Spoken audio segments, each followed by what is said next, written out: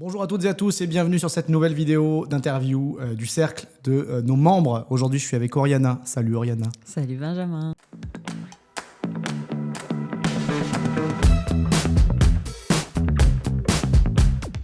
On va parler aujourd'hui de son parcours d'entrepreneur, de marchand de biens, de ce que tu faisais auparavant, ce que tu fais maintenant, de ta façon de pratiquer cette activité et puis un peu des évolutions qu'il y a eu au cours de ces dernières années. Avec le fait que tu aies rejoint le cercle et les évolutions au sein du cercle sur ton activité, ce que ça a amené, ce que ça t'a amené, etc. Est-ce que ça te va ? Ça me va parfaitement bien. Eh bien, écoutez, je vous propose qu'on y aille et qu'on rentre dans le vif du sujet. Oriana, peux-tu te présenter, s'il te plaît ? Oui. Et puis, surtout de nous dire qu'est-ce que tu faisais avant de devenir marchand de biens ? Mais du coup, Oriana Poru, donc marchand de biens, effectivement, je suis devenue marchand de biens en 2019. Et auparavant, j'étais acheteuse en grande distribution. Donc, j'ai fait toute ma carrière, en fait, chez Carrefour. Je suis rentrée, j'avais 20 ans. Je suis repartie, j'en avais 28. Marchand de biens, pour moi, ça a toujours été quelque chose que j'avais un peu en tête. Puisque je faisais des RP, donc je les rénovais, je les revendais, donc c'était quelque chose que j'avais en tête. Par contre, pendant longtemps, je m'y intéressais pas vraiment. C'était plutôt ma mère qui gérait un peu plein de locatifs qu'elle faisait grâce à mes salaires chez Carrefour. C'était une affaire de famille. C'était une affaire de famille, donc en fait, je m'occupais pas vraiment de ça. Je voyais juste que ça fonctionnait bien, mais c'est vrai que moi, j'étais focus à ce moment-là sur mon métier d'acheteuse.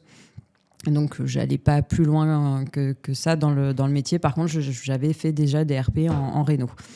Et en fait, un jour, j'ai vu quelqu'un qui faisait ça, mais vraiment de manière intensive. Donc, qui faisait des RP vraiment tous les 2 ans, ce qui, moi, n'était pas du tout mon cas. Un abuseur, un petit abuseur. Et là, je me suis dit, bon, quand même, il y a un truc à faire. Et donc, du coup, je m'étais dit, bon, si un jour j'ai l'occasion, je me lancerai. Mais voilà, j'avais pas de trésor, j'avais pas de matelas de sécurité, j'avais rien du tout. Donc... J'y réfléchissais pas vraiment. Et en fait, un jour, il y a eu un plan de départ volontaire chez Carrefour. Bon, moi, ça faisait un moment que de toute façon, j'avais envie de faire autre chose. Et donc, du coup, je me suis dit, là, clairement, s'il y a un moment pour se lancer, c'est maintenant, quoi. Parce que là, j'avais encore... Carrefour me payait encore pendant plusieurs années. Plus derrière, effectivement, le chômage qui s'enchaînait, etc. Donc, pour moi, c'était évident que c'était le bon moment pour se lancer. Donc voilà, donc en 2018, j'ai quitté Carrefour et j'ai acheté du coup une maison à l'époque dans le 94 où j'étais partie sur une surélévation, agrandissement, enfin tout ce qui va bien. Et parce que pour moi, le marchand de biens, en fait, c'était ça, c'était agrandir, surélever, rénover. Faire du beau. Faire du beau, exactement. Okay. Et en fait, je me suis lancée là-dedans. J'ai commencé à travailler avec un archi pour les plans, etc. Et... là, j'ai commencé à voir le budget travaux s'envoler, qui était en plus, pour le coup, non maîtrisé, puisque jusqu'ici, moi, je n'avais fait que de la réno d'appart intérieur, donc sur des petites surfaces, on n'était pas du tout sur les mêmes sujets. Et donc, j'avais encore de la marge sur le projet, mais là, je commençais à voir qu'il allait falloir que je mette beaucoup d'argent sur la table pour arriver à faire ma marge. Oui, du bilan qui changeait un petit peu. Exactement. Okay. Et puis surtout que je ne savais pas où j'allais. On m'avait toujours dit attention au surcoût dans les travaux. Donc là, c'était juste la base en fait, du devis. Donc, j'avoue que j'ai un peu pris peur. Et en plus de ça, ça voulait dire que j'avais tous mes œufs dans le même panier en fait, à cette époque-là. C'est que là, je mettais tout là-dessus et si ça capotait, c'était compliqué. Et à ce moment-là, j'ai rencontré quelqu'un qui était marchand, mais plutôt sur tout ce qui est terrain à bâtir, lotissement. Et on en a discuté. Il m'a dit, mais qu'est-ce que tu fais en fait Oublie. C'est ça, il m'a dit, le marchand de biens, c'est pas forcément agrandir, rénover et faire des trucs hors de prix en fait. C'est beaucoup de découpes. Et il dit, moi je fais que ça en fait, je fais que de la découpe. Donc si tu veux, je te montre comment moi je travaille et puis tu vois ce que tu fais derrière, quoi. Et donc cette maison que j'avais achetée, je l'ai revendue sans rien faire. Voilà, avec une marge. Avec une marge. Voilà, c'était du marchand déjà. Très bien, bravo. Avec une marge, mais après, il faut pas se mentir. Je pense que j'aurais fait la même chose l'année dernière ou il y a 2 ans. Je serais partie sans marge et en perdant de l'argent. C'est juste que 2018-2019. Ouais, c'est ça. Marché porteur. Exactement. Quand tu faisais rien, t'achetais, t'attendais, tu avais de la marge. D'accord. Donc ça m'a permis d'avoir le droit à l'erreur, mais aujourd'hui, je ferais ça. Je pense que j'aurais perdu quand même pas mal d'argent. Donc voilà, donc en fait, j'ai arrêté de partir sur de la réno, etc. Et j'ai commencé du coup à regarder tout ce qui était découpe. Donc en fait, j'ai appris beaucoup à étudier tout ce qui était découpe de terrain, terrain à bâtir, etc. Bon, malheureusement, quand j'ai commencé à faire ça, j'étais sur Bordeaux et du coup, sur Bordeaux, il y a beaucoup de monde. C'était un peu un sport national à Bordeaux, le terrain à bâtir. Et j'ai eu beaucoup de mal à me faire une place dans ce secteur-là, en fait, parce qu'entre les constructeurs de maisons individuelles, les lotisseurs, les marchands de biens, etc., quand je suis arrivée, personne avait besoin de moi en réalité. Le marché Surtout était à cette porteur. époque encore. C'est ça. Bordeaux et toute cette région-là a fait un boom de dingue Exactement. depuis l'arrivée du TGV et autres, mais bon voilà, et compliqué. Donc j'arrivais pas du tout à me faire une place, on me proposait pas ce type d'OP. Par contre, en fait, ce qu'on m'a proposé comme type d'opération, c'était de la découpe de bâti pour le coup. Et en fait, ça a été ma première OP où c'était un peu dans le Neuilly bordelais, on va dire, une découpe de bâti assez simple finalement, puisque tous les lots étaient déjà présents à la matrice. Voilà, il y avait vraiment juste à rajouter un compteur. C'était très basique et hyper bien placé. Donc j'étais assez sûre de mon coup sur la revente. Ok.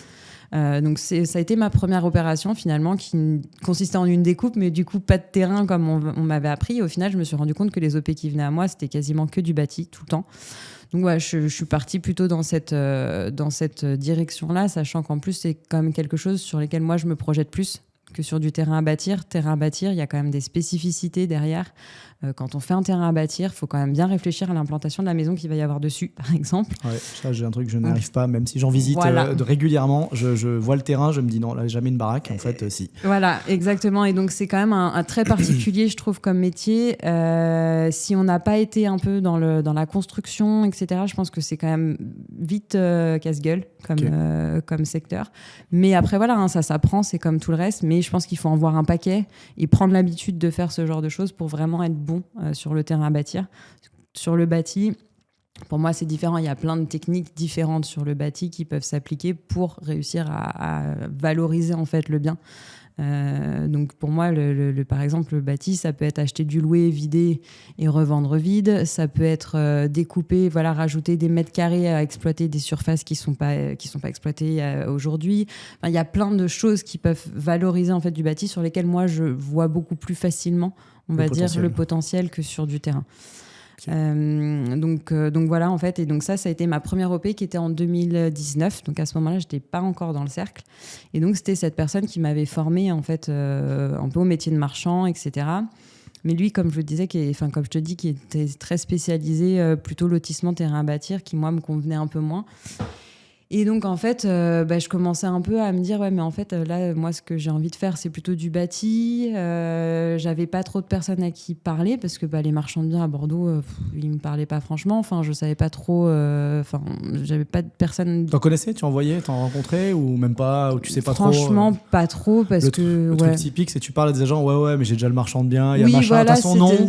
C'est ça. Il te le dit, c'est lui qui a acheté ou quoi, mais tu sais pas qui c'est. Exactement, non. Tu te demandes même s'il existe vraiment. Ouais, c'est ça. Non, j'en connaissais pas. Et puis en plus, je trouve que il y a quand même certaines personnes, malgré tout, qui sont encore à l'ancienne et qui en fait vont plutôt savonner la planche que donner les bons conseils. Hein. Donc, faut se méfier quand même.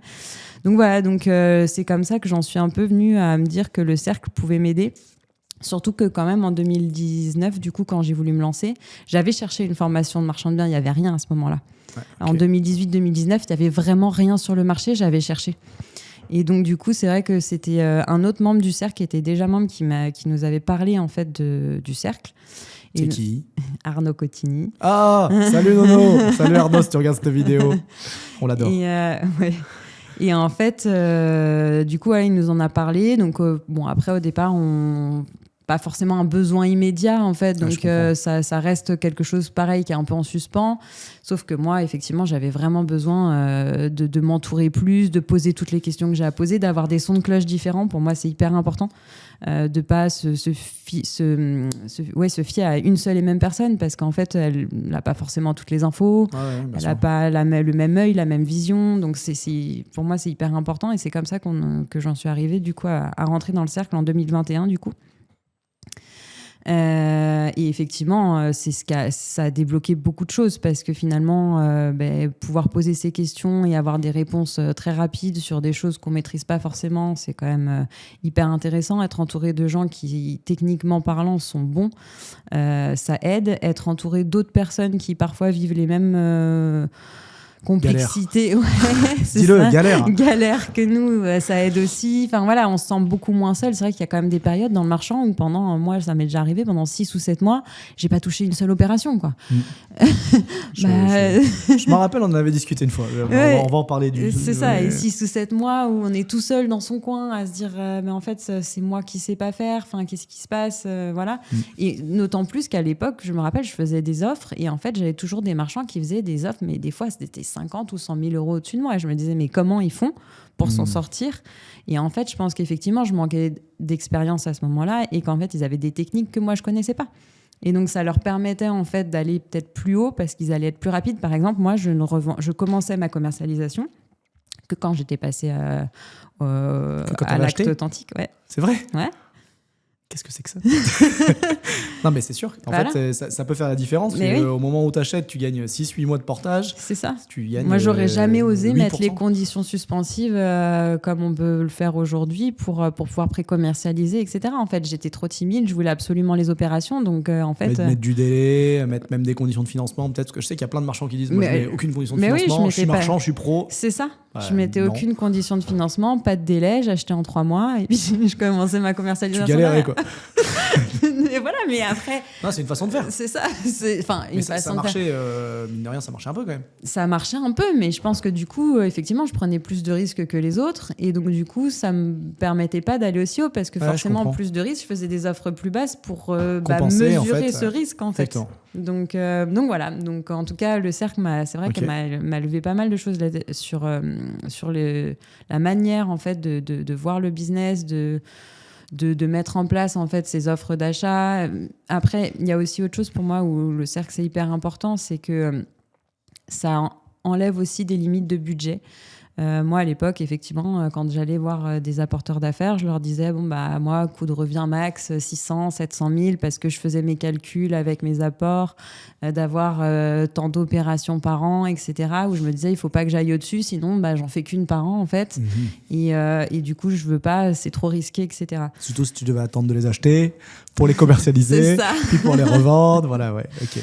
Et donc voilà, et en fait, le cercle, je me suis vite rendu compte que, par exemple, le budget, c'était plus un sujet, puisque finalement, quand on a une bonne opération et qu'on est dans le cercle, soit on trouve un associé qui va avoir la trésor à ce moment-là, soit on fait financer l'opération par d'autres membres si à ce moment-là c'est possible et qu'on a pré-commercialisé. En tout cas, si l'opération, en gros, elle est bonne, il y aura toujours une solution de financement pour le membre. Peu importe s'il faut partager la marge, enfin ça c'est un autre sujet, mais il y aura toujours une solution en fait. Et c'est vrai que du coup, ça, c'est pareil. Enfin, ça permet quand même de se poser beaucoup moins de questions quand on regarde une opération, quoi. Je suis d'accord. C'est pour ça que tu m'envoies toutes les semaines 2 dossiers sur lesquels Benjamin fait une offre d'achat, s'il te plaît, avec moi. Il faut envoyer 1,5 million sur la table. Là. Content. C'était ça, là, les 3-4 dernières semaines, non? Il y en a eu 2. Bon, c'est vrai. Il y en a eu 2. 2 en un mois. 2 en un mois et une foireuse. C'est vrai. Mais bon, c'était bien. Mais il y avait quand même des dossiers intéressants. Au départ, était bien. Oui, je suis d'accord. Okay. Donc, compétences techniques, en tout cas, des éléments techniques et le côté budget. Ça, tu trouves que c'est... Ouais. Enfin, en tout cas, tu ne mets plus autant de limites que tu t'en mettais. Non, je ne me mets plus autant de limites. Pour moi, le cercle, c'est vraiment En fait, il faut le prendre comme un endroit où... Alors, ça nous tombera pas tout cuit dessus, c'est-à-dire que ça marche pas. Ça marche pas. C'est sûr qu'il faut travailler, il faut développer son réseau, il faut voir des opérations, etc. Mais en attendant, derrière, il y aura forcément une solution. Si l'opération elle est bonne, comme je dis, il y aura une solution. Moi, là-dessus, j'ai plus aucune inquiétude. En fait, c'est quelque chose que je me pose plus cette question vraiment. Donc, je trouve ça hyper important. Et l'autre point aussi, je pense, qui est hyper important, c'est que ça permet de voir une multitude d'opérations qu'à nous seuls. Enfin, moi, je prends mon exemple. Je fais 2 ou 3 opérations par an. En termes de volume, c'est rien du tout. Des problématiques, finalement, sur la quantité qui peut exister, j'en vois pas tant que ça. Donc, en fait, faire de l'expérience en tant que marchand de biens, quand on fait 2-3 opérations par an, c'est très long. C'est très, très long. Alors qu'en fait, quand on est dans le cercle, on voit toutes les opérations des autres. Alors, toutes, c'est un grand mot, mais en tout cas, on en voit une bonne partie. Plus, ouais. Et donc, en fait, ça permet en fait, de toujours en fait, d'avoir de l'information entrante sur lui, il a eu telle problématique, il a fait ça pour résoudre, lui, il a fait... Et en fait, tout de suite, on a des automatismes en fait, qui peuvent venir qu'on n'aurait pas eu parce qu'on n'a jamais eu ça sur une de nos opérations. Ouais, c'est sûr que en fait, tu apprends par, entre guillemets, les erreurs des autres, ou Et, les difficultés des autres qui ont été surmontées ou avancées. Ça te permet d'engranger de l'expérience indirecte. En fait. Exactement. Je comprends bien. Donc pour moi, ça c'est un autre point. Et après, il y a toute alors, donc la partie financement, ce qu'on disait, et la partie tout ce qui est partenariat aussi, qui pour moi aujourd'hui, c'est de plus en plus important d'avoir les bons partenaires. Enfin, moi, je me rappelle au départ. Voilà, j'ai une problématique. Ouais, c'est ça. J'ai besoin d'un avocat en Urba. Ok. Alors donc en fait, tu regardes sur Google, tu regardes les notes et les avis, mais en fait, enfin.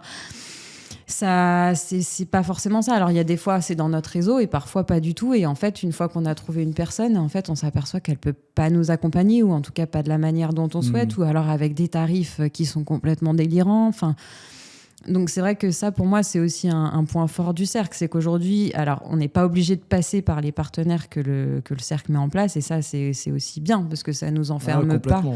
Liberté totale là-dessus, mais c'est juste une boîte à outils, quoi. Exactement. Par contre, ça veut dire que si demain il y a un problème, on ne perd pas une semaine déjà à chercher quelqu'un qui potentiellement peut nous aider. Il y en a déjà un de dispo et en 24 heures, on peut avoir un retour, un devis, enfin quelque chose, quoi. Ouais, c'est clair.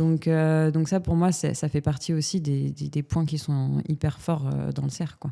En fait, on a une réponse, entre guillemets, qui est déjà donnée, ou en tout cas pas une réponse, mais en tout cas une personne ressource qui a cette compétence-là et qui est capable d'aider, qui a déjà été des marchands. On a un annuaire avec le référencement de tous nos partenaires et ça simplifie complètement les choses. C'est ça. Et j'allais dire même, on a des partenaires au niveau national pour du financement, des avocats, du droit, etc. Mais également localement. En fait, quand tu vas discuter avec les membres de ta région sur, je sais pas moi, un notaire plus pertinent, un géomètre, un diagnostiqueur ou une boîte de travaux qui sont généralement pas au national, ils sont plutôt locaux, tu vas avoir des réponses de suite par d'autres marchands qui sont OK pour te partager leurs informations, en fait. Exactement. Ça change quand même beaucoup les choses. Parce que quand tu commences dans un métier neuf comme ça, faire un réseau, faire une réputation, ça prend du temps. Ouais. Et avoir les bons contacts, des bonnes personnes au bon endroit, c'est un travail de ouf, en fait. Exactement. Là, je le voyais avec la nouvelle promo qui est rentrée. J'ai un besoin pour ma structuration, je ne sais pas si je dois créer ma holding. Tu vas voir telle personne. Là, il y avait un dossier sur l'Urba, demande à Laurence ou demande à tel cabinet d'avocat, etc. et ainsi de suite. Et le financement, j'ai 600 000 € à financer, j'ai 3 mois, j'ai pas le temps avec les banques classiques. T'as une solution. Ouais. À chaque fois, c'est exactement le truc, c'est tous les problèmes qui sont rencontrés par les marchands. Tu l'as dit, quand tu es marchand, généralement, et que tu es tout seul, que tu sois dans un réseau, le nôtre ou un autre, peu importe, mais tu es solo si tu n'es pas dans un réseau. Et si tu es avec d'autres marchands, est-ce qu'ils ont les contacts, les bonnes personnes pour te recommander? Est-ce qu'ils ont envie de les... Ça, c'est un autre point. les partager. Apparemment, à Bordeaux, ils sont farouches, les marchands. Non, mais moi, vraiment, on sent que des fois, c'est un peu compliqué d'aller tirer... les informations. Ouais. Et c'est pareil avec les membres du cercle? Non. Je t'ai pas forcé à le dire. Après, il y en a quand même qui sont un peu comme ça, mais je pense que justement, le fait aussi... Moi, j'en ai vu changer, par contre, dans le cercle. Ça, c'est sûr et certain. Il y a un côté au démarrage. Je pense au démarrage, tu te dis, est-ce que je vais tout partager, dire, etc. Et au fur et à mesure, quand tu vois tous les uns et les autres qui partagent tout, leurs chiffres, leurs OP, les contacts, les machins, tu te dis... en fait, si je veux pas sortir du groupe aussi, je vais faire pareil. Sinon, je vais me faire tout seul sortir. C'est ça. Non, mais c'est vrai que moi, j'en ai vu changer qui était arrivé où on sentait que... et puis, au fur et à mesure, maintenant, qui sont hyper open à partager. Et même sur... Il y a aussi quand même pas mal de personnes qui rentrent et qui veulent pas faire d'association. Ouais. Dans leur tête, c'est leur opération, c'est leur marge, surtout pas partagée. Et en fait, ils tentent une première fois de faire tout seul. Alors parfois le financement passe, parfois déjà là il y a c'est la galère. C'est la galère et donc l'association elle commence là. Et puis après il y en a même qui finalement font l'OP seul et en fait ils passent tellement de temps à galérer tout seul dans leur pétrin là tout seul que avec la fois leurs propres d'après problèmes sans personne pour regarder le truc, même si on va toujours les aider, etc. Mais c'est sûr que quand t'es tout seul c'est pas pareil. Ouais, c'est ça. Donc... ça me fait transitionner vers la suite parce que je crois que des premières opérations un peu importantes qu'on avait levées dans le cercle et même à plusieurs reprises derrière, vous avez fait des opérations en assos avec, t'as fait avec plusieurs membres, non? Ou avec un membre? Un seul. Lambert. avec cette star. Le grand Lambert Le que grand vous avez déjà vu sur des vidéos, notre favori, notre chouchou. Notre numéro 1. On a vu toutes ses opérations.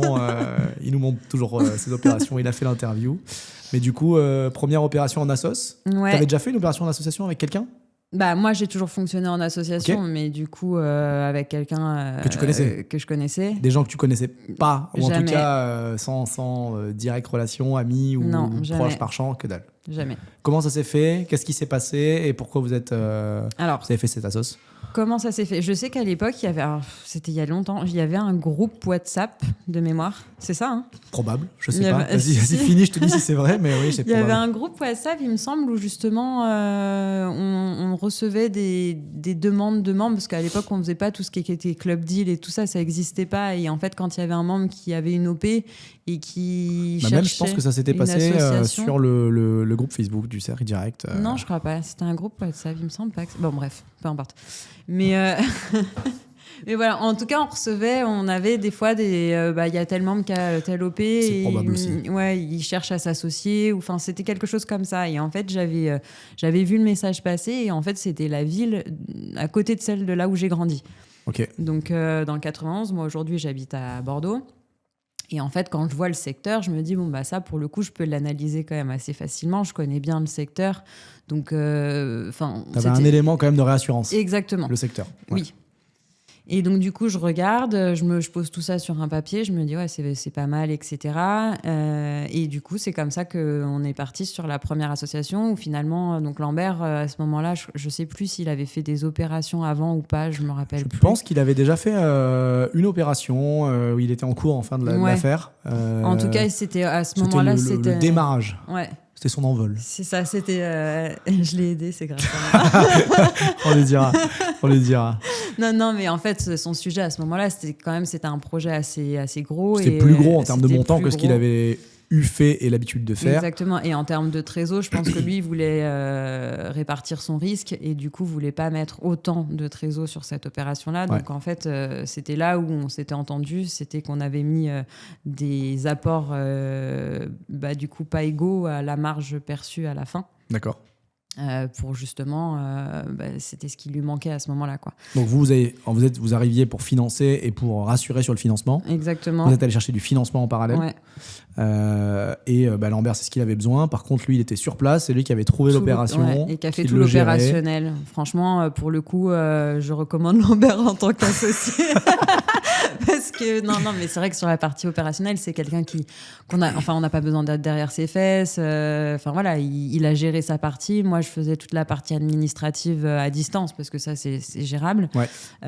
Et puis, quand il y a des sujets, bien sûr, on s'appelle et on se fait des points. Mais en tout cas, je trouve que cette répartition-là, quand on n'est pas dans le secteur, elle est quand même assez bonne. Ça marche bien. Ouais, Quelqu'un d'opérationnel qui source le bien et qui le gère. Exactement. Et une personne plutôt support, financement, aide au financement, administrative, des points. Ouais, T'es allé sur place souvent? Non, j'ai dû y aller. Tu l'as vu l'opération au moins? Oui. Ah bon. Non, mais on a des membres aussi qui vont même pas la voir, qui font confiance. J'ai dû la voir 2 fois. Moi, j'ai un associé, Sébastien, qui ne voit pas les opérations qu'on fait. C'est moi qui m'en occupe, alors je connais ça. Non, si. Moi, par contre, ça, c'est un truc que je fais toujours. Je me déplace au moins. Ouais, je veux savoir ce que j'achète. Ok. Parce que après, mais même pour moi, parce qu'après, quand on se parle de sujet, si j'ai pas vu, moi, je suis quelqu'un de visuel, donc si je l'ai pas vu et visité, et je sais que l'appartement il est là, qui ressemble à ça, etc. En fait, après, je comprends rien à ce qu'on me raconte. Du coup, je suis pas capable de prendre des décisions. Je suis complètement d'accord. Moi, j'avais du mal aussi. Si j'ai pas visité, on me dit le deuxième à gauche. Non, attends. Ouais, c'est ça. Je vois plus lequel c'est. Tu m'as montré 3 photos ou 30 photos, je sais plus lequel c'est. C'est facile pour la personne qui l'a visité, mais toi, à distance, t'es complètement largué. Une fois que tu l'as vu, c'est quand même plus simple. Et puis, on perçoit plein de choses aussi en plus. Exactement. Okay. Donc voilà, Lambert a géré toute la partie opérationnelle et du coup il s'est trouvé qu'effectivement peut-être 6 mois plus tard, je pense, quelque chose comme ça, il nous a dit qu'en fait il avait l'immeuble d'en face. Il avait l'immeuble d'en face, donc voilà. En fait on a fait exactement la même opération sur l'immeuble d'en face. Et pour le coup, ça fait quand même partie des opérations où quasiment tout s'est bien passé de A à Z sur les 2. Alors, sauf la première quand même. Ah oui, parce que la première, on avait fait une belle performance quand même. C'est que on n'avait pas, le financement de la banque avait pris beaucoup de retard. Et on s'était pris une mise en demeure d'acheter en 15 jours. Aussi, ouais. parce que du coup, on pouvait toujours pas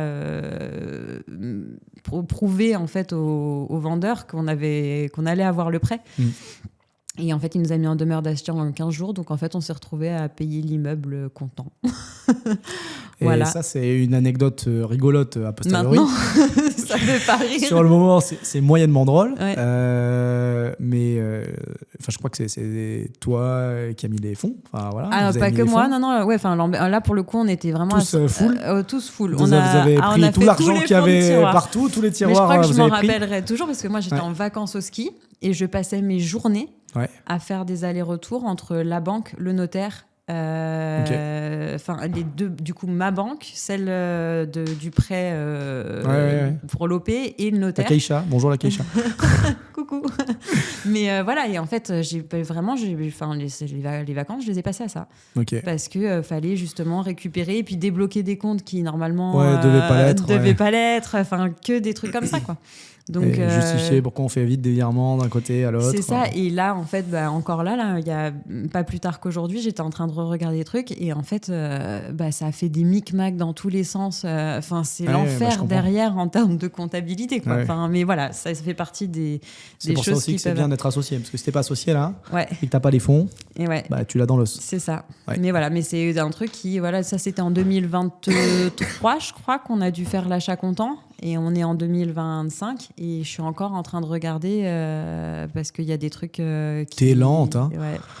Non, mais comme quoi, ça, en fait... les apports, ça te dérègle tout. Et vous aviez fait post-financer, refinancer après. Ouais.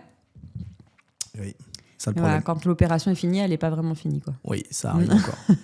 Donc du coup, vous avez fait 2 opérations à Longjumeaux avec Lambert. Au départ, vous étiez dit, on va faire toutes les opérations ensemble, c'était one shot, on n'a rien dit. Ok.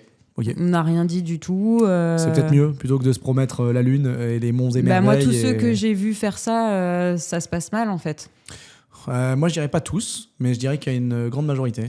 Moi, j'en vois la plupart où au départ, ils se disent qu'ils vont faire. En fait, il y en a souvent quand même un qui veut un moment faire seul, ou en tout cas prendre sa direction.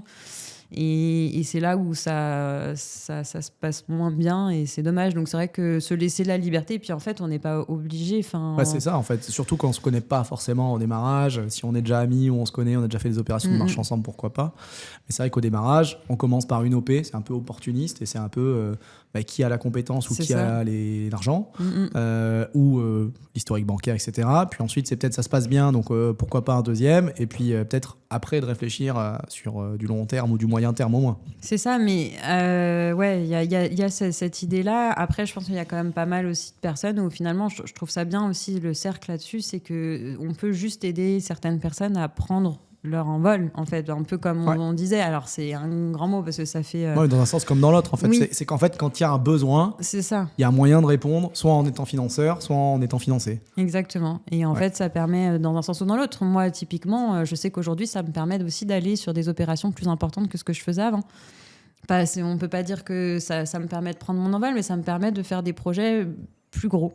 Oui, parce qu'en fait, c'est ce qui t'arrive dans ton pack de développement et de prospection. Il y a ce dossier-là. Auparavant, tu aurais dit non. Oui, exactement. Ou c'est pas, ça colle pas. Et maintenant, tu dis, je le regarde et je trouve quelqu'un pour le faire. C'est ça. Et je me dis, moi, quelle part je prends là-dedans, parce que c'est la part que je suis capable d'assumer, c'est l'apport que je suis capable de mettre. Et en fait, derrière, je vais aller chercher les personnes qui peuvent mettre l'autre partie, quoi.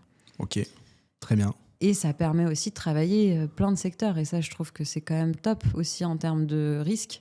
Ouais. Parce que typiquement, moi, si j'avais eu que des opérations sur Bordeaux quand le marché s'est retourné, je serais pas bien. Je pense que ça va être un des secteurs qui a le plus ramassé en France. Ouais, ça a été mais vraiment l'arrêt total du jour au lendemain. Non, mais c'était un truc de dingue parce qu'en fait, on voyait bien une augmentation des prix au fur et à mesure des années, et d'un coup il y a eu comme tu le dis, un arrêt, un blocage. Il y avait plus un appel, plus de vente, et en fait ceux qui devaient vendre, ils devaient vendre à la casse. C'est ça. Donc il n'y a pas eu une grosse baisse sur le marché. Ce que je dis toujours, ce que j'ai dit plusieurs fois, c'est qu'il n'y a pas forcément une baisse qui se retranscrit dans les prix autant que ce qu'il y a eu. Parce qu'en fait, les gens ont dit je ne vends pas, je décale mon projet, je ne le fais pas. Exactement. Et du coup, il y avait beaucoup moins de transacs dans toute la France, mais encore pire, je pense, sur cette région-là. Et donc, pour moi, c'est là aussi que je me suis dit derrière. Tu te diversifies en termes de secteur, quoi. Exactement. Et aujourd'hui, je continue. Et d'ailleurs, Lambert, on s'était pas promis de continuer forcément à travailler ensemble. Après, moi, je m'étais quand même un peu mis en tête que je voulais lui rendre la monnaie de sa pièce. Et donc voilà, j'ai eu récemment l'opportunité d'avoir un immeuble sur Saint-Denis. Naturellement, la personne que j'ai appelée, c'est Lambert, pour lui dire, écoute, j'ai ça, qu'est-ce que t'en penses? Il est allé visiter, il m'a dit, ouais, pour moi, c'est OK. Et voilà, on est en train de refaire une opération ensemble. Ok. Donc la troisième. Parfait. C'est cool. Ouais, c'est cool. Eh ben, très bien. Sur la partie des OP, est-ce que tu as refait des OP, toi, de ton côté, toute seule encore? Là, récemment, oui, j'ai des opérations en cours. Donc, okay. Donc c'est pas ta seule stratégie d'aller sur les associations? Non. C'est aussi d'avoir, toi, ton propre pipe d'opération? Oui, mais c'est vrai qu'après, moi, j'aime travailler en association. Ça me rassure. Je pense que, je sais pas si c'est ma formation aussi, le fait d'avoir toujours travaillé dans des bureaux, dans des open space, dans une équipe, mais j'ai jamais travaillé autrement, en fait. Et je pense que moi, travailler toute seule, c'est compliqué. Peux vite me torturer l'esprit toute seule. Au moins, quand on est deux, voilà, on se torture à deux. On se torture à deux.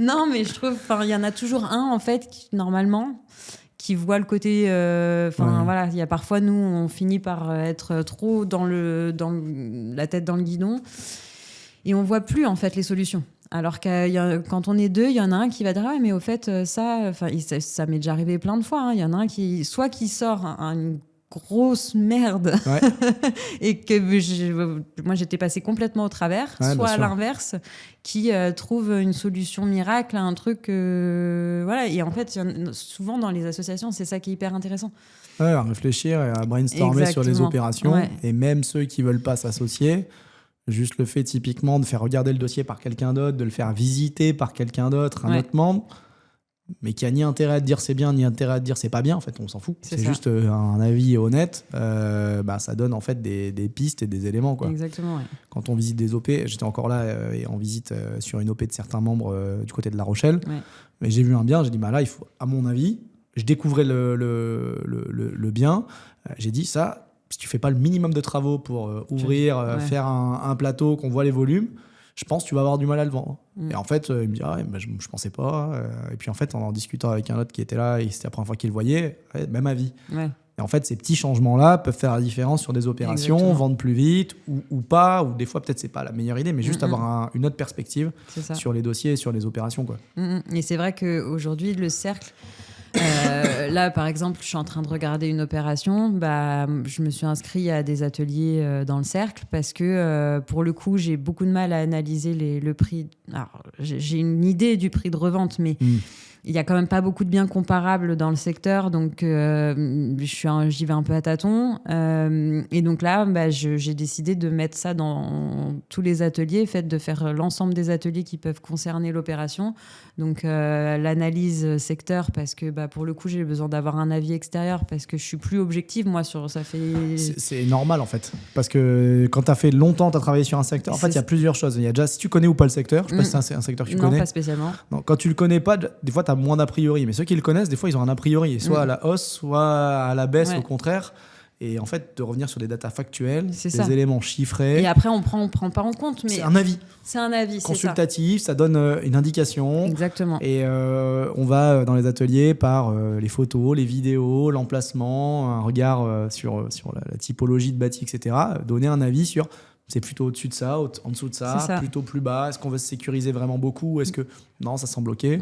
C'est que des éléments qui permettent de se rassurer, en fait. Ouais, c'est ça. Et en fait, c'est vrai que jusqu'ici, je l'ai pas fait parce que c'était, j'ai pas eu trop cette problématique d'analyse pour le moment. En fait, pour moi, c'était très clair. Tout ce que j'ai pu analyser jusqu'à maintenant, c'était très clair sur mes prix de revente. Et en plus, je fais quand même partie des gens où je mets jamais des prix de revente. Tu t'enflammes pas? Non. T'es plutôt très prudente. Très prudente. D'avoir vu les dossiers récents, c'est plutôt très prudent. C'est ça, c'est que moi je mets toujours, de toute façon tu as vu comment je fais mon point mort où je ne perds pas d'argent. C'est très bien, ça me va très bien. Et après, vraiment j'ai une marge, c'est vraiment basé sur des prix qui sont en dessous du marché en fait. Je me positionne toujours en dessous du marché, même sur mes prix de revente on va dire moyens, pour m'assurer en fait que ça aille vite. Parce que ça, j'ai trop vécu à Bordeaux, de mettre des prix qui sont les prix du marché, voire un tout petit peu au-dessus, et de passer 7 ou 8 mois à la commercialisation. Et moi, en fait, au bout de 7 ou 8 mois, j'ai plus envie de voir le truc en peinture. Enfin, j'en peux plus. C'est les pires opérations. C'est-à-dire que quand le truc, il dure, il traîne, et que tu n'arrives pas à voir de sortir, enfin, à chaque fois que tu fais des visites ou quoi, ou ça tombe à l'eau, ou le gars il te fait une offre, et puis finalement, il y a un il se désiste. En fait, t'en peux plus, et c'est les pires OP, parce qu'en fait, tu vas dire, putain, celle-là, à chaque fois que j'y pense, ça me fait mal. C'est ça. Je vais me concentrer sur autre chose, je vais en trouver une nouvelle. Oui, et tu laisses tout ça, tu mets sous le tapis. Ça, tu mets sous le tapis, c'est le pire truc. C'est le pire truc à faire. Non, je l'ai fait, on est plein à l'avoir fait. Voilà, donc c'est pour ça que je ne veux plus partir sur des prix qui sont un peu trop hauts. Je préfère partir bas et avoir une bonne surprise. Voilà, tenter une commercialisation peut-être pendant un mois, voir juste si ça mord. Et si ça mord pas, de suite, je me mets au prix en dessous du marché et on y va, quoi. Ok.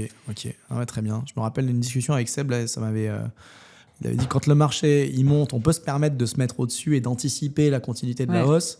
Quand c'est un marché incertain ou quand c'est un marché à la baisse, il faut vraiment cutter le plus vite possible et être capable de baisser les prix. Là, une opération, on a décidé, la marge elle était à 20 points, on va peut-être faire que 10. On va cutter les prix, mais on les cut et on sort de cette opération.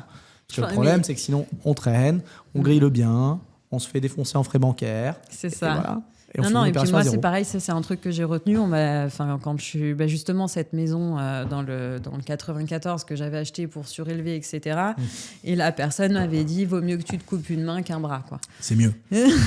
C'est mieux. Et encore, du coup, en fait, si tu coupes vite, peut-être même tu coupes même pas la main. Non, mais c'est ça. Mais par contre, c'est assez vrai, c'est qu'en fait, il faut pas laisser le truc nous prendre en fait. Les opérations qui pourrissent, elles finissent vraiment par puer et pourrir complètement, quoi. Et puis la décision à la fin, sous la pression, elle est encore moins bonne, quoi.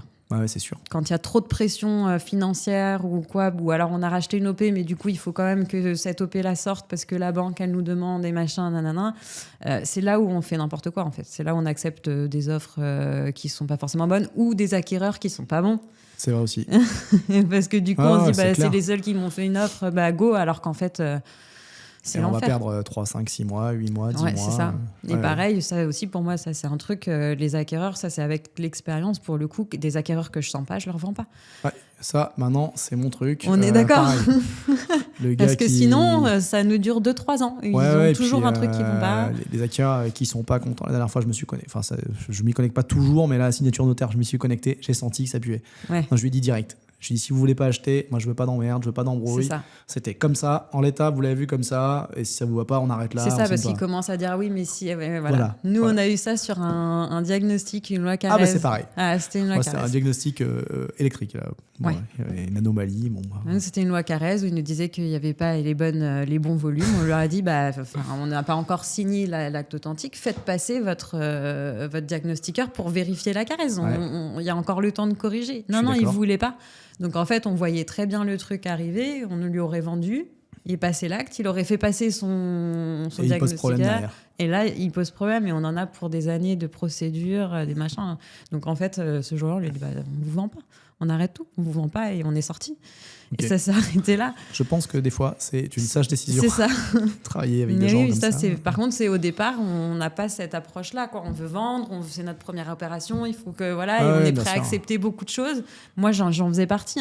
J'acceptais tout, je disais oui à tout au départ. Et quand tu es un peu pas en galère, on n'en est pas là, mais des fois, quand tu es dans une OP, tu es prêt à accepter des fois. Soit des négos, soit des mauvais acquéreurs, ou des trucs pas très très clairs. Je comprends. Ok, parfait. Ça a été quoi un peu pour toi le point le plus difficile dans l'activité de marchand de biens par rapport à ton activité d'avant? Tu disais que tu étais acheteuse, donc déjà je pense qu'il y avait le côté il fallait revendre. Alors du coup je pense que j'ai une grosse déformation professionnelle là-dessus, c'est que j'achète très bas. Il faut que tu achètes vraiment bas. Vraiment, je pense que ça m'a malheureusement, je pense que c'est pas moi qui l'ai dit, mais j'avais compris. Mais oui, c'est vrai, tu veux acheter le mieux possible, quoi. Ouais. J'ai beaucoup de mal à avoir des offres qui sont... T'achètes jamais au prix, juste par principe. Franchement, je peux pas, psychologiquement, j'y arrive pas. Non, mais vraiment. Ouais. Donc, non, j'ai une déformation là-dessus. Et alors, la revente... Non, je pense pas. Enfin, pour moi, ce qui est le plus dur dans ce métier, c'est les hauts et les bas. C'est plus... émotionnel, on va ouais. dire, ou les bonnes nouvelles, les mauvaises nouvelles, Ouais. ça se passe bien, ça se passe pas bien. C'est ça, c'est qu'il y a Ok. des journées où tout va bien, le soir on rentre, wouh, c'est la folie, et il y a des journées où en fait ça commence par une mauvaise nouvelle, mais il est que 8h du mat et ça s'enchaîne, et là on se dit, mais en fait, quand est-ce que ça va s'arrêter? Enfin, il y a des fois où ça ne s'arrête pas pendant même plusieurs mois, où on enchaîne les mauvaises nouvelles, puis en plus... Enfin, c'est toujours, tu sais, à la filée, quoi. Enfin, c'est pas avec parcimonie. C'est non, que tu je vois, prends c'est tout. vrai. Et c'est vrai qu'il suffit qu'en plus, on soit un peu plus fatigué. Enfin, voilà, il y a des fois où on se dit... Ça suffit. C'est ça. Ok. Donc, c'est ce côté pour un moi, peu, c'est plus ça et de faire son trou au départ. Ok. Voilà. Et Après, une fois que ça c'est fait, je trouve que les choses se font un peu plus naturellement. Il faut gagner la confiance. Pour moi, c'est vraiment un métier où il faut gagner la confiance parce qu'il y a beaucoup de personnes qui sont qui pratiquent un peu la technique de la terre brûlée, quoi. C'est-à-dire qu'ils achètent une fois à la porteur d'affaires, ils font leur truc, ils se font leur marge. La porteur d'affaires, il ne revoit jamais la revente des lots, alors que c'était comme ça que c'était entendu au départ. Enfin, il y a beaucoup... Ils ne respectent pas leur deal initial, leurs engagements, etc.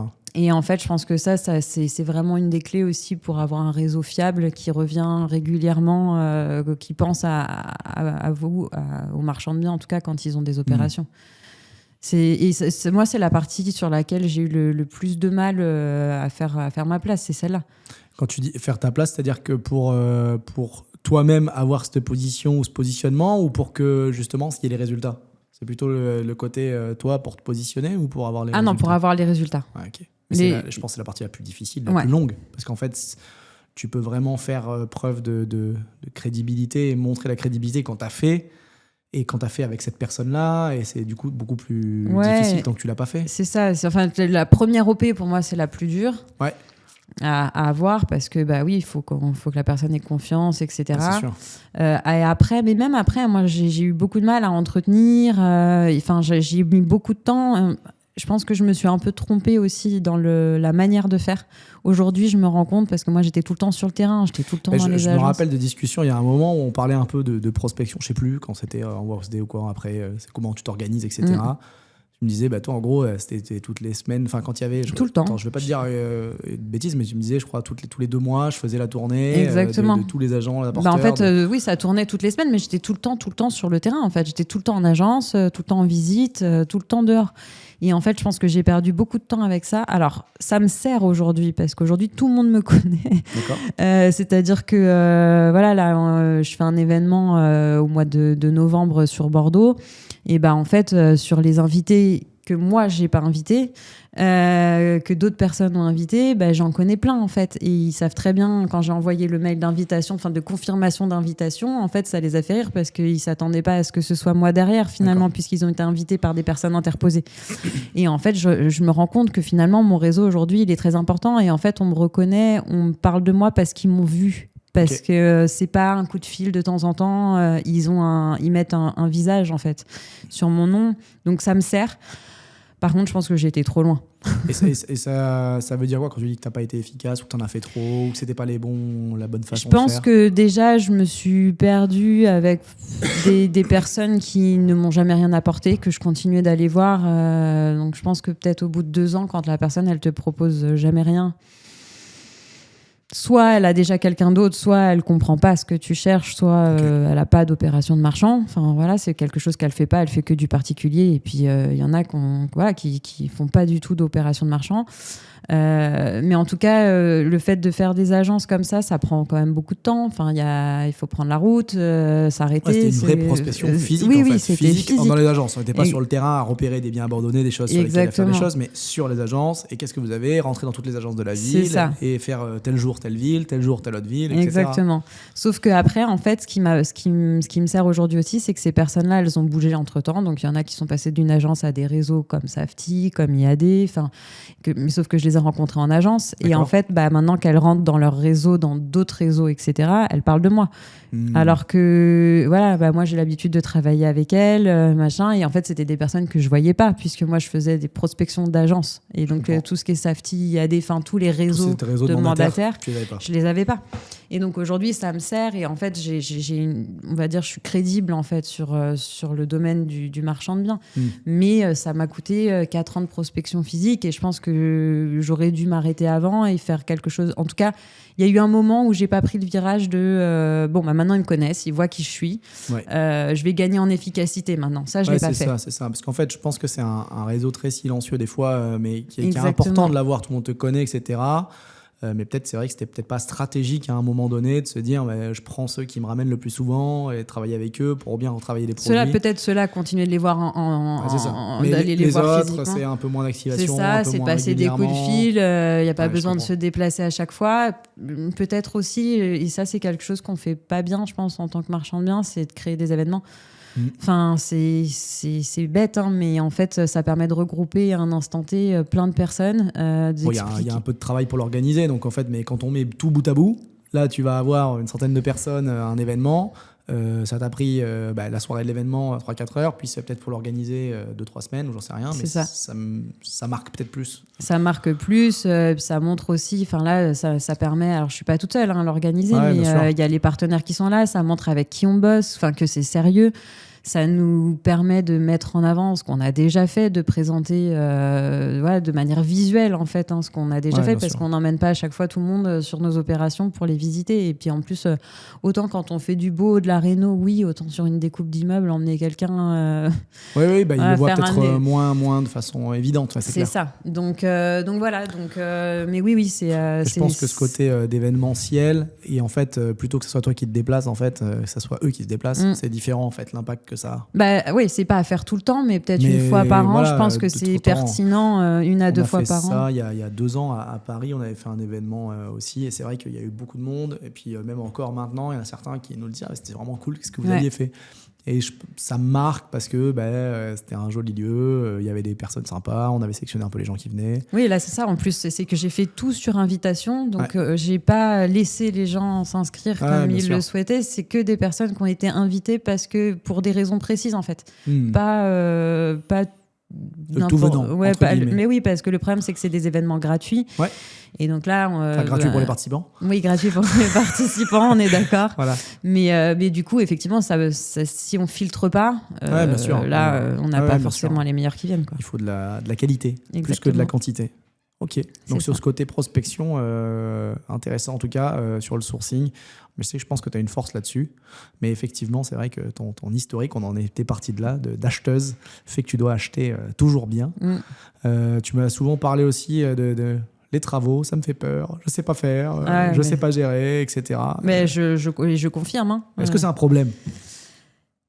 Pour moi, c'est une faiblesse. Moi, je le considère comme une faiblesse. C'est vraiment un point sur lequel j'ai envie de m'améliorer aujourd'hui, même si je veux pas faire les travaux moi-même. Non, on est d'accord. Moi non plus. Laissez-moi tranquille, c'est bon. Mais pour moi, c'est une vraie faiblesse parce que techniquement, je pense que je passe au travers de choses que je devrais pas. Donc en fait, aujourd'hui, il faut que je m'entoure correctement là-dessus. Justement, je suis en train aussi de réfléchir à ça parce que parfois, il y a des rénos à faire, des belles rénos sur des biens un peu particuliers, etc. Jamais je me lance dessus parce que j'ai pas la technique pour. Et en plus de ça, moi, clairement, suivre les artisans sur les chantiers... pas ton truc.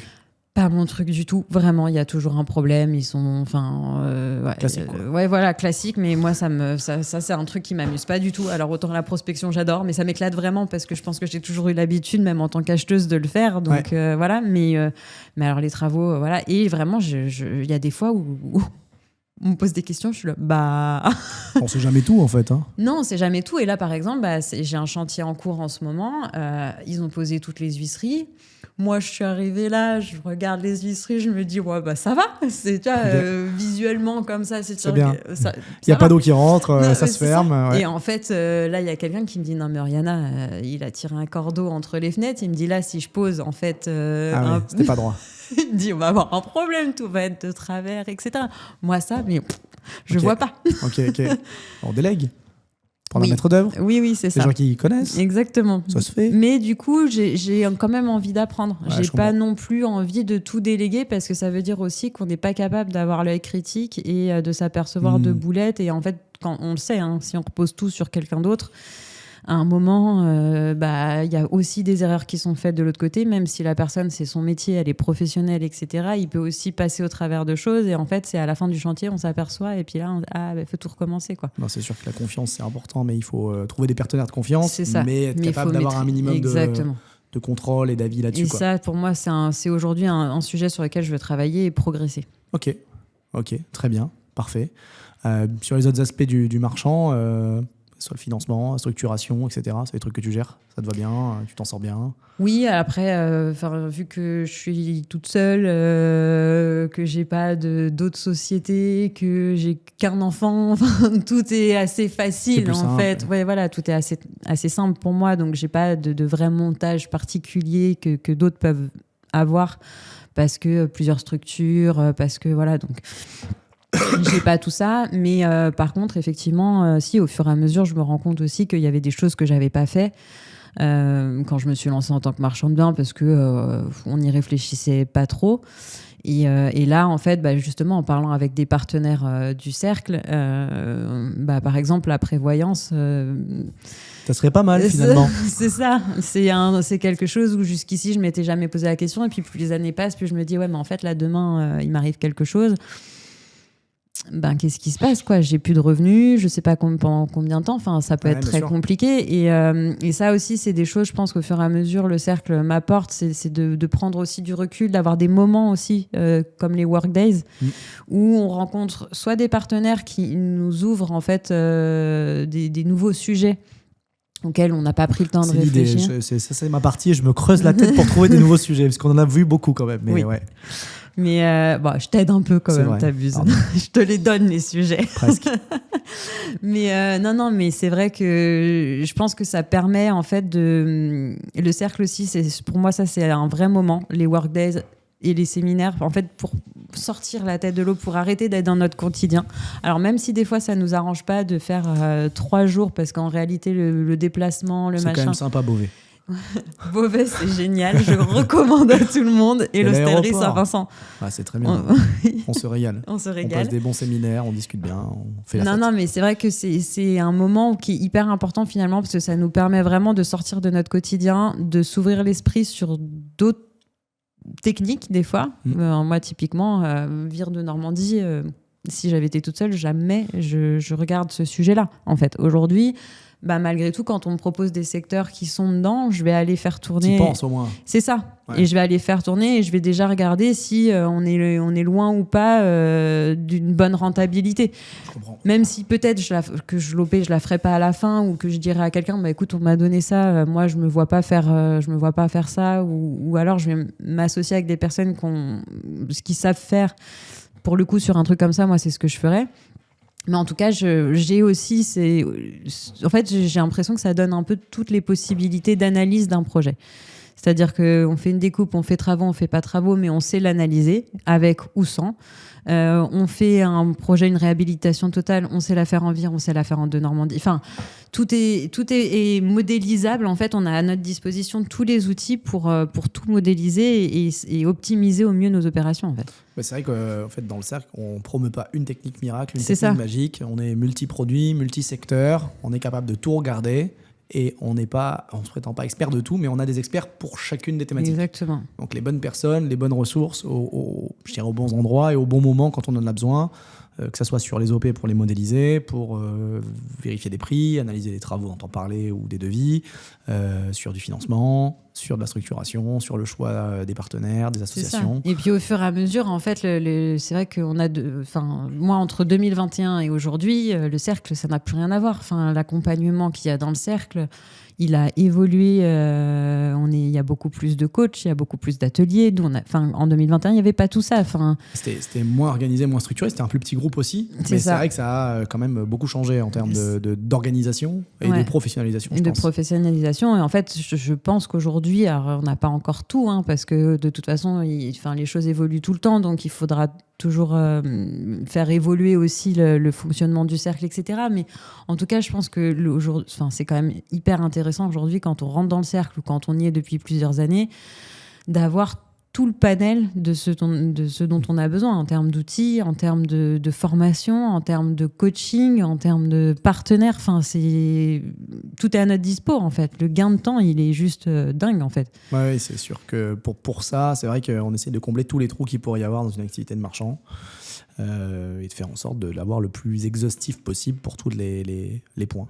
Sur la communauté aussi, pareil, ou sur les membres, tu as vu des évolutions entre il y a 2021 et aujourd'hui sur la compétence, la typologie d'opération, la grosseur d'opération. Tu as vu des changements, des choses qui se dégagent, des choses qui ont changé ou pas du tout? Sur les membres, je ne saurais pas dire. Pour le coup, je ne saurais pas dire si...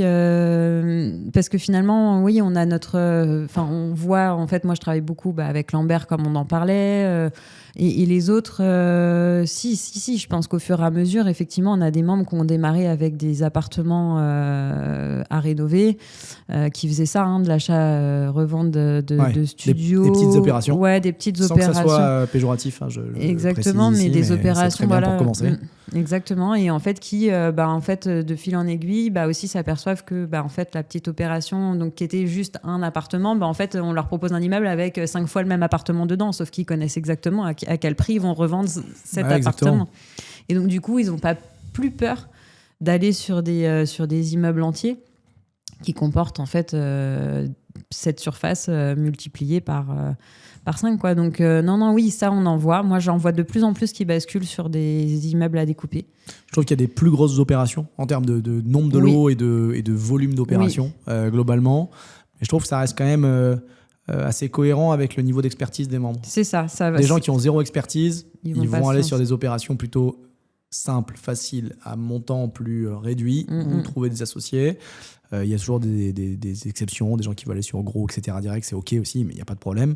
Mais une montée en charge progressive. Et les membres qui ont des fondations solides, entre guillemets, par des opérations, parce qu'ils ont fait du cash avant et qu'ils ont gagné de l'argent, ils arrivent à aller sur plus gros, et ça évolue, je trouve, pas mal. Ouais, c'est vrai, mais c'est vrai que j'avais jamais pris le recul là-dessus pour regarder un peu les parcours de chacun, mais maintenant que tu le dis, ouais.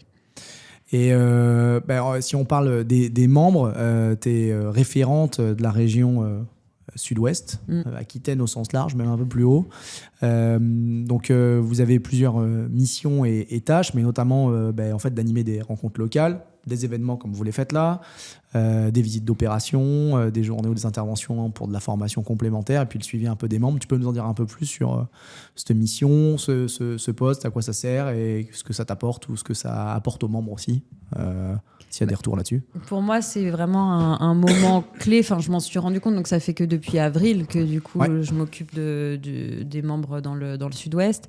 C'est en fait des étapes de transition entre les workdays. Enfin, c'est des étapes, c'est des étapes entre workdays, on va dire. Les workdays, on en a, comme le séminaire, un par trimestre. Donc tous les trimestres, on a un événement de 2 à 3 jours présentiel sur Beauvais ou un séminaire. On l'a fait souvent à l'étranger là, ces dernières années, mais en tout cas, il y a des événements physiques. Et en plus de ça, il y a ces événements locaux. Exactement. Qui sont organisés tous les mois, tous les 2 mois par nos référents, qui sont un peu les ambassadeurs et les référents locaux, quoi. C'est ça. Et en fait, je pense que ça nous permet de créer du lien à plus petite échelle, parce que c'est vrai que quand on est 130, finalement, en 2 jours, on n'a pas le temps de parler à tout le monde, clairement. C'est sûr. Donc, on fait souvent des nouvelles rencontres pendant les gros événements, mais on parle aussi avec les anciens qu'on est content de retrouver. Donc, à chaque fois, on rencontre de nouvelles personnes, mais on voit pas forcément tout le monde à chaque fois. Et ça nous permet effectivement en local de aussi traiter des sujets qui sont plus locaux. Enfin, on n'a pas tous les mêmes problématiques d'un secteur à l'autre. Ouais, c'est clair. Nous, typiquement à Bordeaux, on a des vrais sujets sur tout ce qui est social, dans des secteurs bien particuliers. Par rapport à l'urbanisme, etc. Exactement. Et ça, c'est vraiment... c'est une spécificité locale, quoi. C'est ça. Et ça, ou les lois littorales, c'est quand même... tout le monde n'est pas concerné par la loi littorale.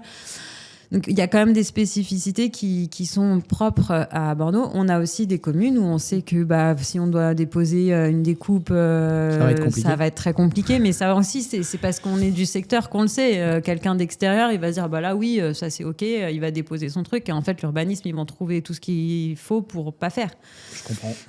Donc on est aussi capable entre nous de se dire ah ben non attention et après on a aussi des partenaires qui sont plus locaux. Enfin il y a quand même des partenaires au national, c'est pas possible. Un géomètre par exemple, il va pas venir faire des relevés sur tout le territoire, à moins de faire des énormes projets, sinon il va pas se déplacer. Donc il y a aussi besoin de ces partenaires locaux qui sont pour moi aussi importants et aussi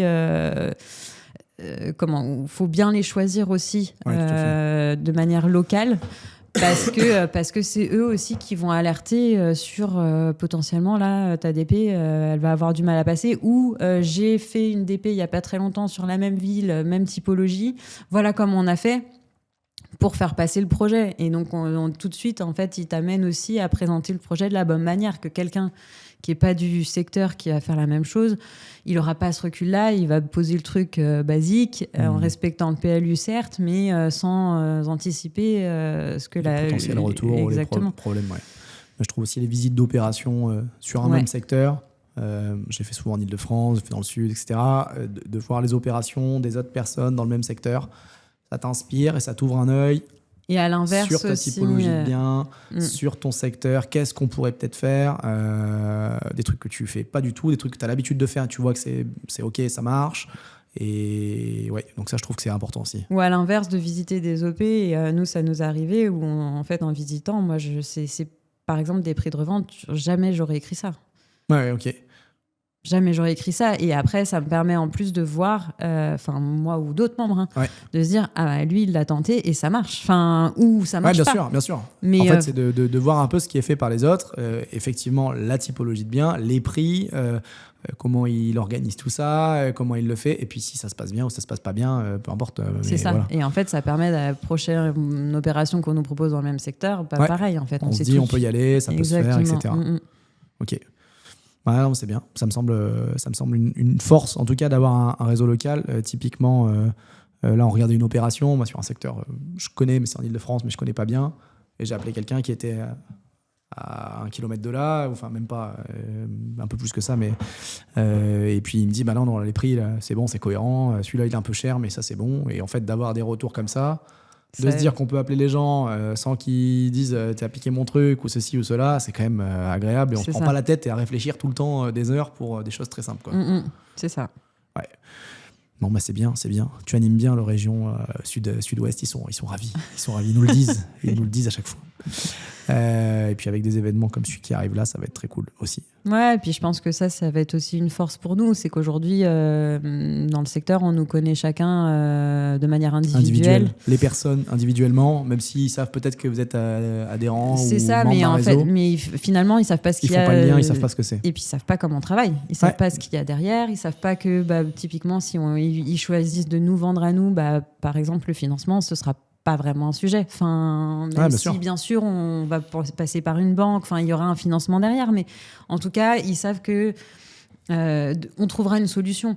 Et ça, c'est quelque chose, aujourd'hui, on ne communique pas dessus. Et pour moi, c'est hyper important. Aujourd'hui, si on veut avoir plus de poids sur Bordeaux, en fait, c'est de montrer en fait, ce qu'on fait, comment on le fait, et que c'est sérieux, et qu'on n'est pas des artistes, quoi. C'est sûr. Parce qu'il y en a beaucoup qui sont des artistes. Oui, c'est ça. On l'avait compris. Sur un sujet pareil, on parle des financements. Tu t'occupes aussi avec d'autres membres, mais tu es dans le club deal du cercle. Ça fait plus de 2 ans et demi, je pense, maintenant qu'on fait ça de façon mensuelle ou tous les 2 mois selon ce qu'il y avait. Et puis peut-être même à un moment donné, ça va être bimensuel. De passer des dossiers en analyse, etc. Le principe, il est simple. C'est des membres qui ont déjà vu des ateliers, qui ont des dossiers un petit peu avancés, qui voudraient un audit de leur opération un peu globale, un avis sur le dossier bancaire, des solutions de financement, etc. Même vous, je crois. Non, t'as passé un dossier déjà ? Je sais pas si t'as passé un dossier. Non. Pas en direct. Bientôt. Peut-être bientôt, dossier de Saint-Denis, qu'on regardera. Et on a des membres qui sont un peu plus expérimentés, qui sont là pour étudier les dossiers. On a un banquier marchand, on a des gens qui ont des profils plutôt financiers, des profils marchands très techniques, d'autres beaucoup plus un regard large. Ça t'amène des choses. Qu'est-ce que tu penses de ce process ? Qu'est-ce que tu penses de cela ? Et est-ce que ça t'amène quelque chose toi aussi à titre perso en tant que marchand ? Et pour les membres et les retours qu'il y a un petit peu par rapport à ça ? Ah ouais, moi déjà, ça me permet encore une fois, c'est un peu comme les workdays pour moi, c'est un moment qui est calé dans mon agenda, donc je fais en sorte de jamais rien avoir à ce moment-là parce que en fait, je peux pas participer à tous les ateliers. Enfin, j'aimerais parce que je pense que c'est très enrichissant, mais aujourd'hui avec l'animation du cercle dans le Sud-Ouest, le métier de marchand, enfin voilà, tout ce qu'il y a autour, il y a un moment où on peut pas être partout. On peut pas tout faire. Et voilà, exactement. Et donc du coup, le Club Deal, c'est un moment aussi pour moi pour prendre du recul, me poser, regarder ce que les autres y font, comment ils le font, et aussi voir en fait, parce que il y a effectivement le Club Deal où on va donner un avis, mais il y a le suivi derrière, c'est-à-dire que où est-ce qu'il en est l'opération, comment le membre finalement il a fait, parce que c'est qu'un avis, le Club Deal. Le membre il n'est pas obligé de suivre les recommandations qu'on lui a données. Et donc, ce qui est intéressant, en fait, c'est aussi tout le suivi derrière qui nous permet de voir si on avait tort ou raison sur l'analyse qu'on a eue. Qu'est-ce qu'il a fait finalement pour sortir l'opération ? Est-ce qu'il est resté dans l'opération ? Parce que parfois, on recommande de ne pas faire. Ouais, bien sûr, ça arrive aussi. Ça arrive qu'on dise, voilà, c'est trop risqué, en fait. Ou des oublis, en fait, le regard de plusieurs personnes. On en parlait tout à l'heure, en fait, d'avoir des regards extérieurs. Mais là, on a des regards extérieurs par des marchands, vraiment... Encore une fois, qui ont ni intérêt à dire oui, ni intérêt à dire non. En fait, c'est ça. C'est complètement on n'a honnête, rien à y gagner. Rien à y gagner, rien à y perdre. Et c'est un pur avis sur l'opération. Et ça met souvent en évidence des petits points d'amélioration ou de risque qu'il faut essayer d'élucider, quoi. C'est ça. Donc pour moi, ça, c'est hyper important. L'autre point qui est important, c'est que, par exemple, moi, j'ai des moments quand même où j'ai de la trésor. Mais pas forcément d'opération en face où je sais que je vais devoir acheter mais dans 6 mois parce que j'ai négocié des délais assez longs, etc. Donc en fait je me retrouve avec la trésor. Il y a des fois en Club Deal des projets qui sont présentés où on nous dit voilà, moi j'ai besoin de trésor pendant 2, 3, 6 mois, 1 an. Par exemple, moi si je vois que le projet il est bon, je vais me positionner facilement et prêter de la trésor en fait à la personne pour qu'il finance son opération. Donc ça fait partie aussi pour moi des choses qui sont intéressantes dans le Club Deal, c'est de pouvoir aussi investir sur les projets des autres dans lesquels on croit pour faire tourner sa propre trésorerie en fait. Ça c'est quand même pour moi un bel avantage du cercle aussi parce qu'il y a les membres du Club Deal qui le font mais tout le monde peut le faire. Tout le monde le fait, ouais, tout le monde le fait. En fait, c'est ça, c'est que les demandes sont faites sur le groupe Facebook et tout le monde peut investir sur les opérations de tout le monde. Et ça, c'est une vraie force. Et on en a discuté il n'y a pas très longtemps, alors c'est pas encore fait, mais on a un membre qui a fait une opération en Bretagne et en fait qui a demandé un financement il n'y a pas très longtemps, qui était passé en Club Deal aussi. Bon, Club Deal que j'ai raté, le seul que j'ai raté. Évidemment. Et ouais. Et en fait, quand il a publié derrière qu'il allait chercher des financements, j'ai regardé son opération. Bon, déjà, je la trouvais bonne de base, mais en fait, elle était... on lui passe le bonjour, on dit qui c'est Valentin. C'est Valentin, c'est ça. À Saint-Brieuc, l'opération. Exactement. Et en fait, quand j'ai vu l'opération, je me suis aperçue que c'était juste à côté de chez ma tante, que ma tante venait de vendre son appartement et elle cherche à réinvestir et que ça faisait un moment qu'elle me dit « mais qu'est-ce que je fais ? Je fais une coloc, je fais ci, je fais ça, machin. » Je regarde l'opération de Valentin, je regarde les budgets, je me dis ça, pour elle, c'est quand même top. Et moi, j'avais dit à Valentin que je finançais une partie de l'opération, mais c'est d'autant plus sécure si je sais que c'est ma tante qui achète comptant derrière. Ah oui, parce que si c'est encore plus pré-commercialisé, elle est bien Oriana, quoi. C'est ça. Et je crois savoir que ça va au bout, non ? Non, pour l'instant, pas encore. Pour l'instant, c'est pas validé. Bon, ok. Mais voilà, en tout cas, ça fait partie des opportunités qu'on peut avoir. Ouais. Exactement. Et là, ça convient à tout le monde. C'est-à-dire que ma tante est contente parce que elle me dit l'appartement, j'adore. C'est un petit rez-de-chaussée dans un jardin. Facile, simple, et le genre de machin. Exactement. Elle voit très bien. Puis c'est pas trop gros pour elle pour faire des travaux, etc.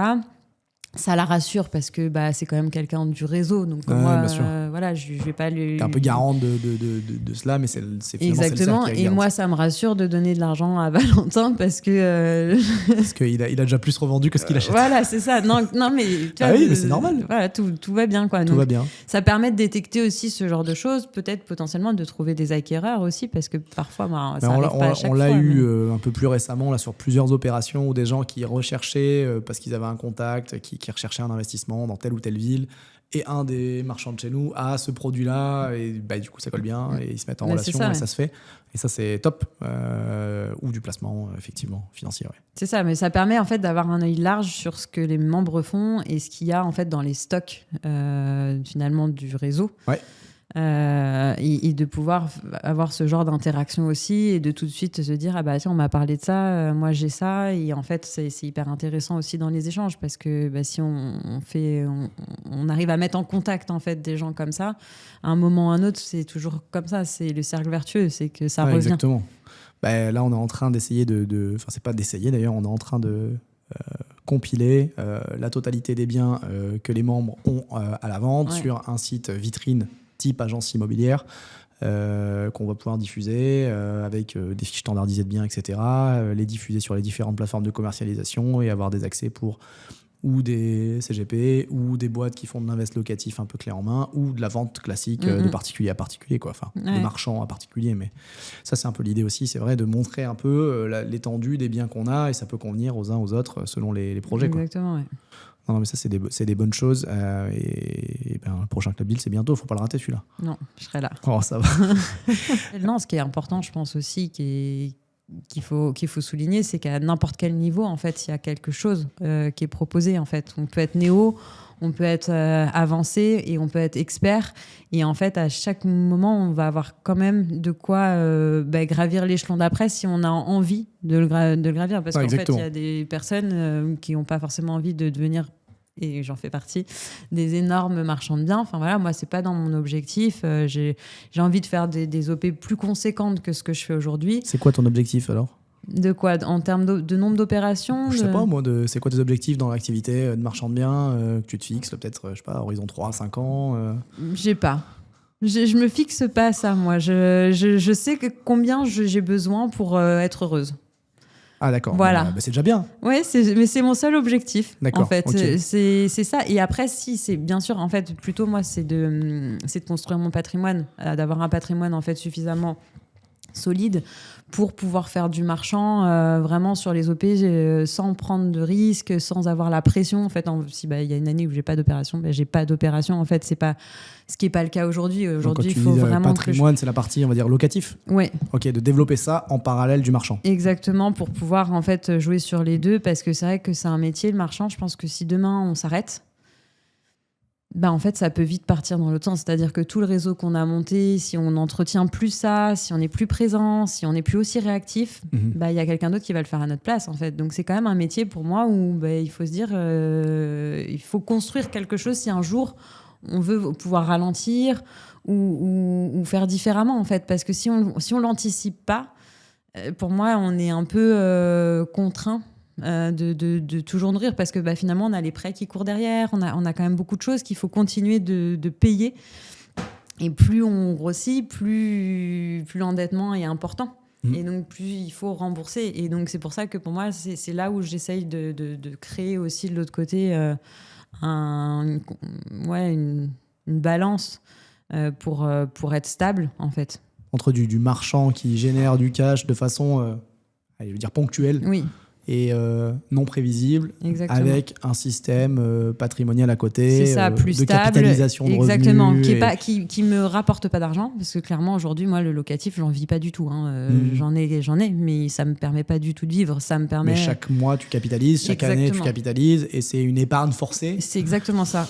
Payée par tes locataires et activée avec un levier par la banque. Ce qui est une très bonne chose. C'est ça. Mais oui, je pense que pour moi, c'est important d'avoir la double casquette, parce que sinon, c'est vrai que, en fait, oui, c'est très ponctuel, en fait, le marchand. Ouais, tout à fait. Mais pour beaucoup de marchands, quand même, ça fait partie des stratégies, justement, soit avant le marchand. C'est ça, ils arrivent de faire du locatif, qui permet d'avoir une stabilité, une base. Certains sont obligés d'arbitrer ou pas. Certains le gardent et c'est un peu leur matelas de sécurité. Ouais. Ensuite, il y a la phase, je dirais, marchand, démarrage de l'activité. Et une fois qu'on est passé cette phase-là, il y a à nouveau, à mon avis, une phase de concrétisation locative. Alors que moi, en fait, ce que j'avais fait, c'est que j'avais quasiment tout vendu pour me lancer dans le marchand. Tu as fait l'arbitrage de locatif ou ça. RP. Donc du coup, moi, j'en avais encore un peu avec ma mère. Ouais. Mais en fait, tout le reste y est passé pour avoir de la trésor et pour démarrer, en fait. Donc c'est vrai qu'aujourd'hui, mon patrimoine, j'en ai un, mais il est quand même pas... Mais ça t'a permis de faire des opérations peut-être un peu plus grosses que quelqu'un qui n'aurait pas eu le capital parce que tu n'avais pas fait cette partie locative. Ouais, c'est ça. Ouais, mais T'es dans le cas numéro 2.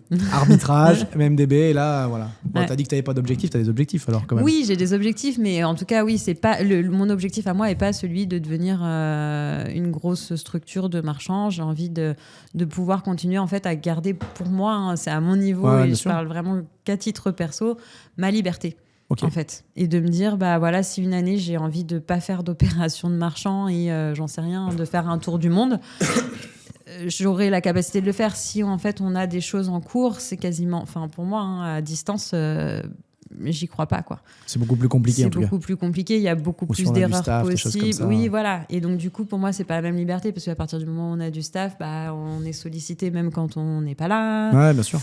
Et ça, moi, c'est pas un truc dont j'ai envie. J'ai été dans des grosses structures, je sais ce que c'est, et ça, voilà, c'est pas là où, et puis c'est pas là où je suis bonne en fait, Ah ouais, tout simplement. ok. Mais c'est ok en fait. Ouais, c'est ça, c'est ok. Mais Surtout moi, quand on le je suis sait, quand on est ok avec ça, et il n'y a pas de.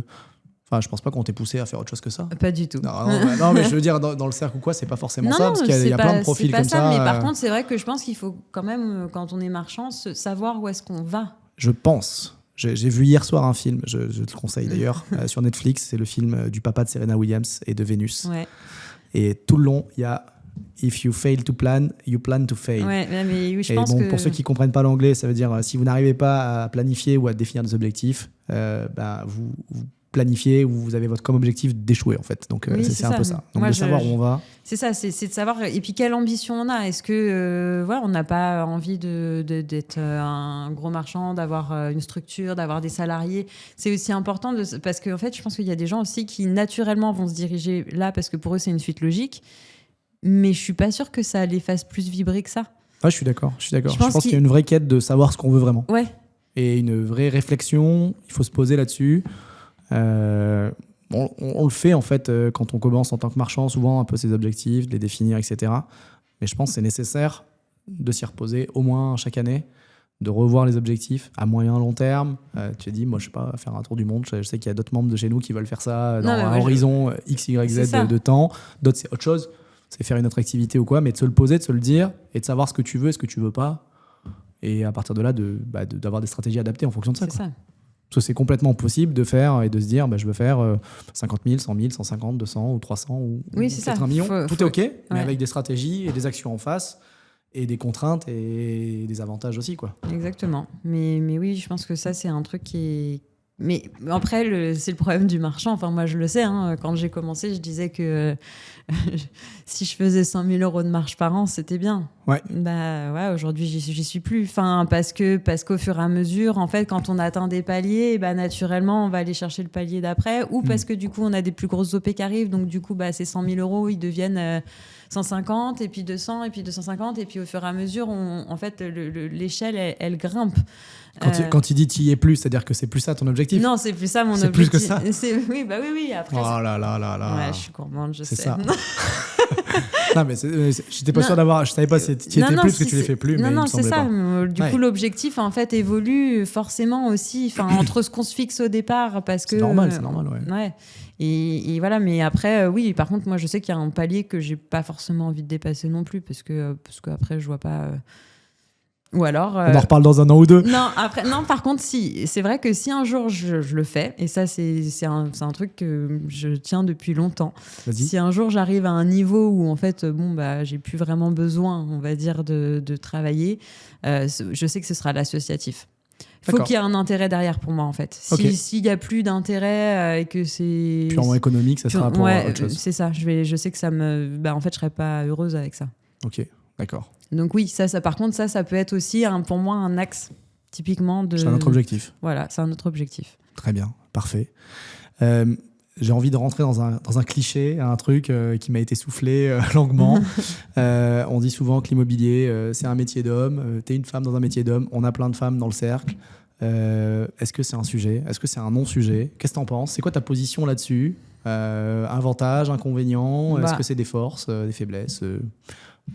Alors, Pour moi, ça peut être une force non seulement parce que oui, c'est un métier. Alors, le marchand de biens, je parle, c'est plus un métier d'homme quand même. On est en infériorité, c'est clair. Bon, voilà, mais par contre, les agents immobiliers, pour moi aujourd'hui, je suis pas sûre qu'il y ait beaucoup plus d'hommes que de femmes. J'ai pas les stats, mais je suis d'accord que. Franchement, ça s'équilibre, j'ai l'impression. Donc en fait, ça peut être à notre avantage aussi. Hein. C'est-à-dire que des femmes qui veulent bosser avec des femmes, pour le coup, elles vont nous choisir nous par rapport à un homme. Moi, pour le coup, je me sens pas. Je me sens pas inférieure aux hommes, donc j'ai pas de problème en fait. Alors des fois, effectivement, on me parle mal, mais je réponds pareil. Mais comme on pourrait parler mal à un mec, non?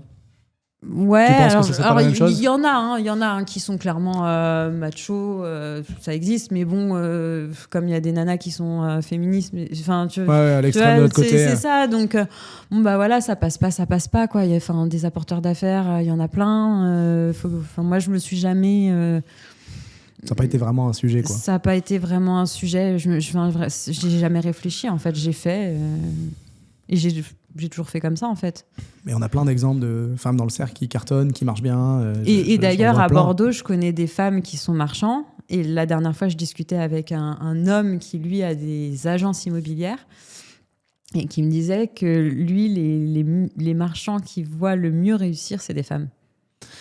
Je saurais pas dire, mais je trouve quand même qu'il y a une forme de pragmatisme dans beaucoup d'opérations qui sont présentées par nos marchands dans le cercle, en capacité à réalisation, en capacité à créer de la valeur sur les actifs divers et variés, chacune et chacun avec sa technique et sa façon de faire dans son secteur.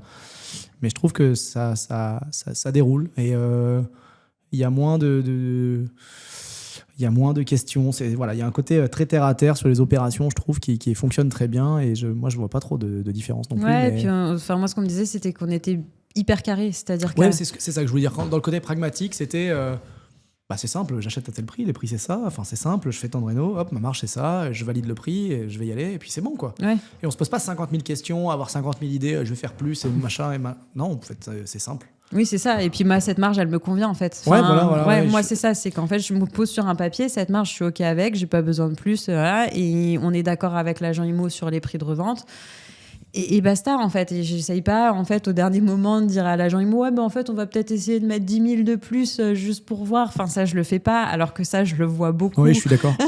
Je l'ai déjà fait. Non, mais c'est vrai. On tente. Oui, c'est ça, il y a le on tente. C'est vrai que moi, en fait, non, je me suis engagée sur mon truc, c'est comme ça jusqu'au bout. Alors après, forcément, si ça se vend pas, il va y avoir des actions correctives. Oui, bien sûr. Mais en tout cas, c'est vrai que j'essaye pas, c'est vrai que je réfléchis pas 50 ans, quoi. Alors même des fois où je me dis, ouais, mais en fait, est-ce que j'ai pris la bonne décision? Mais en fait, c'est trop tard, c'est fait. Mais souvent, moi, c'est peut-être après que j'ai la réflexion. Mais bon. Et même quand tu t'es lancé dans l'activité, tu n'avais pas de questions de ce style-là. C'est Pierre-Emmanuel qui m'en parlait. Il a des fois des personnes au téléphone. Mais est-ce que je vais me lancer? Est-ce que c'est fait pour moi? Est-ce que je vais y arriver? De toute façon, pour moi, c'est un métier où moi, encore maintenant, je me demande si je vais y arriver. Donc, ça fait 5 ans que je suis dedans. C'est vrai. Ça fait 5 ans que je me pense 2 fois par an. J'ai des moments où je me dis, mais est-ce que c'est fait pour moi? Est-ce que je vais y arriver? Donc, je pense que c'est une question, on ne répondra jamais à cette question. En fait, il y a des années où ça va très bien, il y a des années où c'est plus compliqué. C'est même plus le marchand, je pense, c'est l'entrepreneuriat. Je suis d'accord. Ça peut être n'importe quelle activité, en fait. Dans l'entrepreneuriat, il y a des moments de haut, il y a des moments de bas, il y a des moments de doute, beaucoup, je pense. Ouais, c'est sûr. Beaucoup de remises en question. Et c'est plutôt ça. Est-ce qu'on est capable, en fait, d'accepter qu'il y a des années, il va falloir se serrer la ceinture parce qu'on n'a pas fait notre objectif et que c'est pas comme quand on est salarié où de toute façon à la fin du mois on a le salaire qui tombe. Quoi qu'il se passe ou presque.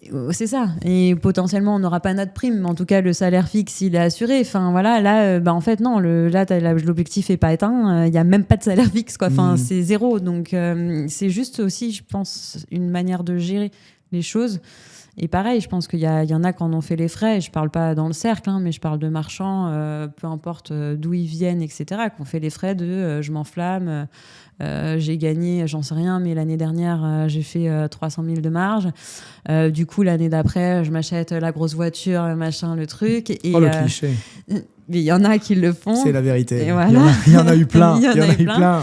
Sauf que l'année d'après, au final, tout se décale d'1 an et puis le bilan il tourne pas et puis c'est le gros bordel quoi. Ouais, c'est sûr. Donc je pense que c'est quand même aussi un métier où il faut savoir équilibrer pour être en sécurité quand même et se garder des années où potentiellement. Imaginez que ça puisse se passer moins bien que ce que ça s'est passé. Exactement, ouais. Pour une mauvaise opération Et ou pas d'opération. Et c'est là, je pense, où les meilleurs gestionnaires, on va dire, parce que c'est pas forcément les meilleurs marchands. Clairement pas.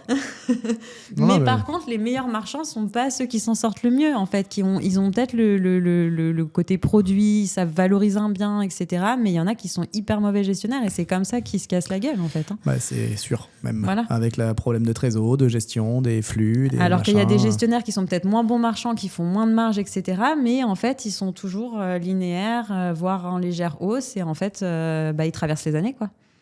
Ouais, non, c'est clair. Je pense que c'est le plus important et c'est le nerf de la guerre. Et c'est pas d'être le meilleur marchand, mais c'est d'être le meilleur entrepreneur quand même au sens large. C'est ça.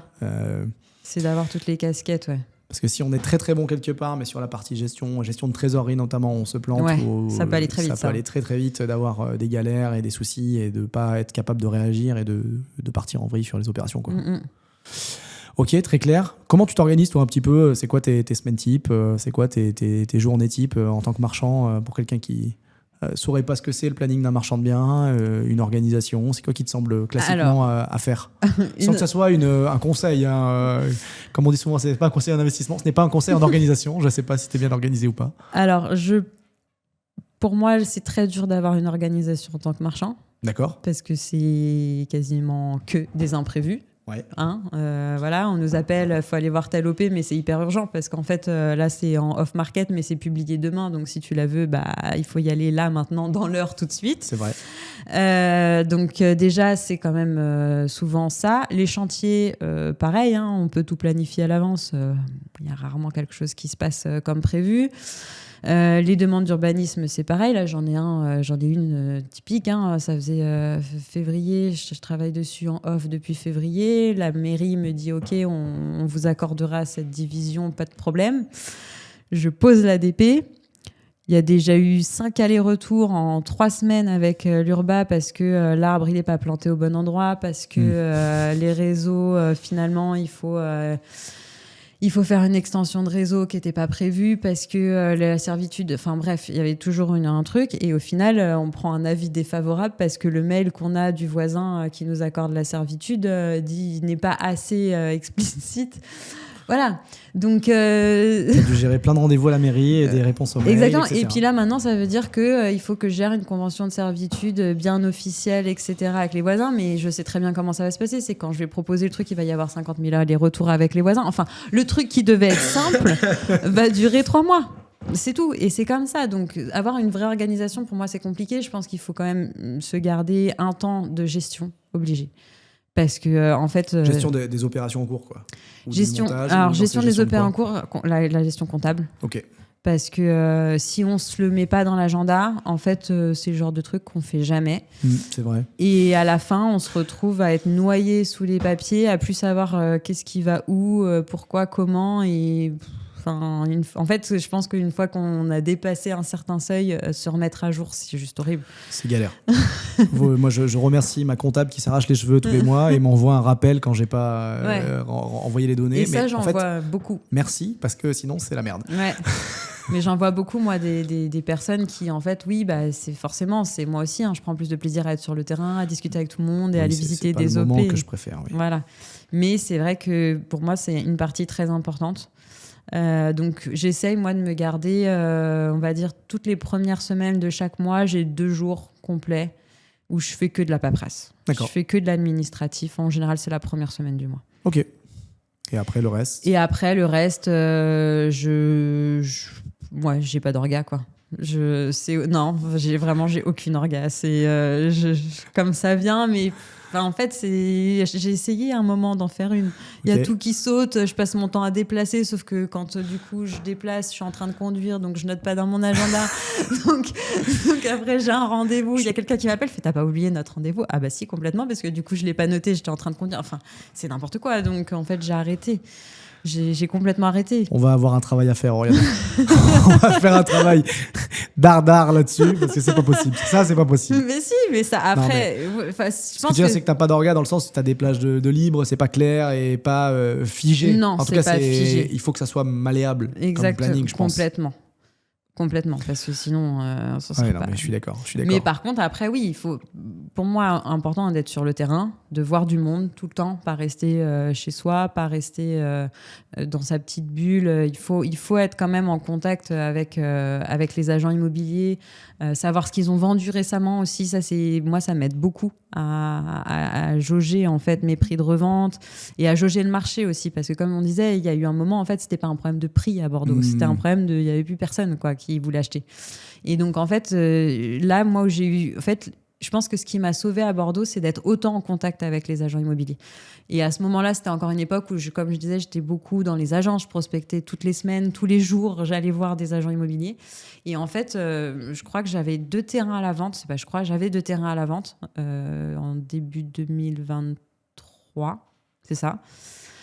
Et à un moment, en fait, je faisais le tour des agences et là, toutes les agences me disaient les terrains, Oriana, ça sonne plus, les terrains, ça sonne plus, les terrains, ça sonne plus. Et là, en fait, je pense que ça m'a pris 1 mois à entendre ça. Et au bout d'un moment, je suis rentrée, je me suis dit, mais les terrains, il faut que je les baisse tout de suite, en fait. Peu importe, j'aurai moins de marge, c'est pas grave, mais je les baisse tout de suite, j'attends pas. Et c'est ce que j'ai fait et j'ai eu raison parce que quand j'ai regardé 1 an après le prix des terrains que j'ai vendus, en gros, à terrain équivalent, ils avaient tous 50 000 € de moins. En fait, tu avais probablement des signaux faibles, parce qu'en fait, le truc, c'est que avant que tu vois les prix qui ont baissé, tu vois moins de transactions chez les notaires ou les prix chez les notaires, et avant ça, tu vois moins de clients qui vont visiter, et c'est les moins agents, d'appels. Les premiers sur le terrain, c'est les agents. C'est ça. ça. C'est sûr que tu as des trucs bien en amont, et c'est un temps long. Tu as bien 6-12 mois d'avance. Quand on te dit c'est en train de reprendre, ou quand on te dit c'est la merde, ou c'est complètement figé, ou souvent, il y a quand même des informations. Je ne dis pas que tous les agents immobiliers, il faut les écouter, mais quand ça se corrobore et que ça vient compléter et valider un peu ce qui a été dit, je pense qu'il y a une certaine cohérence et il faut un peu écouter quand même. Il faut écouter, ouais. C'est important. Ça t'a évité d'aller aussi sur des OP peut-être où t'étais trop haut ou... Ça, pas forcément. Non, plutôt l'inverse, plutôt de sortir des opérations qui auraient pu finir mal. Oui, je pense que ça a été plus ça. Et du coup, par contre, j'ai été encore plus frileuse à l'achat. Ok, très clair, parfait. S'il y avait un conseil que tu donnais à des marchands de biens qui veulent se lancer, à des gens qui veulent se lancer, qu'est-ce qu'il faut pas faire? Soit des conseils positifs, soit des ne pas faire ou des faire. Je pense que c'est s'entourer. Que ce soit le cercle ou, ou un autre réseau, je parle pas forcément, mais sûr. s'entourer. Enfin, pour moi, c'est primordial. C'est un métier qui demande aujourd'hui des compétences et des connaissances, que ce soit juridiques, techniques. C'est large. C'est très large.